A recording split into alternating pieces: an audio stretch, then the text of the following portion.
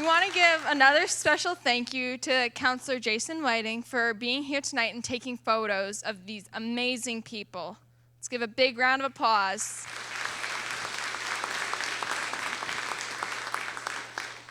Our next presenter is a wonderful and creative person who's also just a bit too short to use her own sun visor in her car.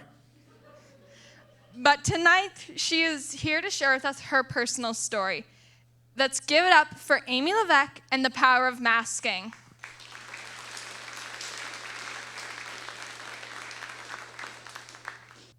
Define power. 3, 2, 1, go. As I sat at my kitchen table thinking about this, my dad walked in the room and I asked him, define power. 3, 2, 1, go. He first just asked me, what kind of power? Like a light switch? And well, I should have expected this because he is an electrician. He then goes on talking about the power of animals and a song called The Power of Love. And then he sings this song as he leaves the room. My brother, who is 11, then walks in the room and I ask him the same thing. He gave me words that I never even thought of, such as strong, passionate, and courageous. And it made me really think.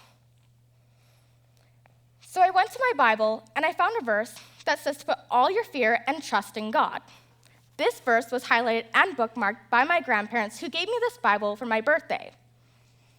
Now, before I get into how I define power, I'm going to tell you a bit about myself. I'm a dancer, a big sister, I'm a welder, a photographer, I am chair of the Family Community Support Services, vice chair of the Lloydminster Youth Council, I'm a certified lifeguard and swimming instructor, and I work at Tim Hortons. You would never guess from outward appearances that I struggle daily with anxiety and mental health. Most people see me as a happy, busy individual with a great family. However, each day I struggle with the thought of even getting out of bed. So for me personally, my definition of power is being able to get out of bed each day. In 7th grade, I got super anxious and quit dancing and focused on gymnastics. But when I was asked to join the competitive team, I up and quit again.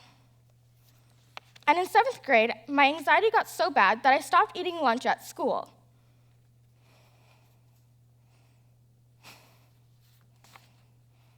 I stopped eating lunch at school because I thought I wasn't good enough. But I actually did this because I was self-conscious of the way I ate. But I thought when I attended a new school in grade 8, I'd blend in and no one would notice me, and my anxiety would disappear. However, this wasn't the way it was going to be. On the outside, I'm a very confident, happy, busy individual who always had a smile on her face, and no one suspected a thing. But on the inside, I was dying. I cover my anxiety by using what I do as a mask. When I dance, you don't see the teeth clenching, sweaty palmed Amy, you see a costume and a smile.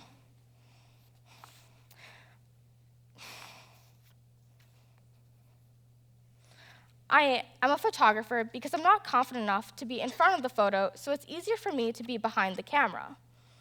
I am a welder, but when I put my welding helmet on and light my torch, you don't see my fears that my welds won't be as good as the boys in my class.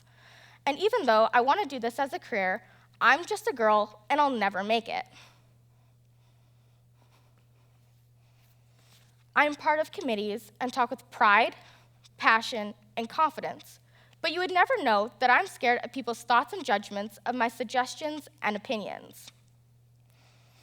I'm a certified lifeguard, but when it came time to go and do the course, I was going to drop out because I thought I wasn't good enough, because my swim times weren't great, and I had to go up against kids who were in swim club and swam every day. But to my shock and surprise, I passed while others in my group did not. And now I can pursue my dream of being a lifeguard and teaching kids to swim. As you can see, I wear many masks to hide that on the inside I'm freaking out. I can now recognize that I masked myself to show that I didn't have a problem. I made excuses for why I didn't do things.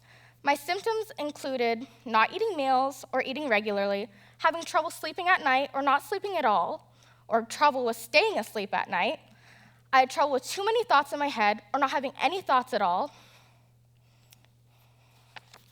I felt sick just thinking about something, and I lost interest in the things I once loved. And I had a constant headache that would never stop. I didn't realize I had a problem until I was in a scooter accident and couldn't get myself to leave my house alone. My headaches continued to get worse, and I found it hard to maintain focus with friends, family, school, and activities. So in grade 10, I finally went to my doctor and admitted I couldn't take the pain anymore. And through allowing myself to speak up about how I was feeling, I was finally diagnosed with anxiety. And now slowly but surely, I'm learning to cope, and I'm now on medications to help me with that. Mental health goes undetected all the time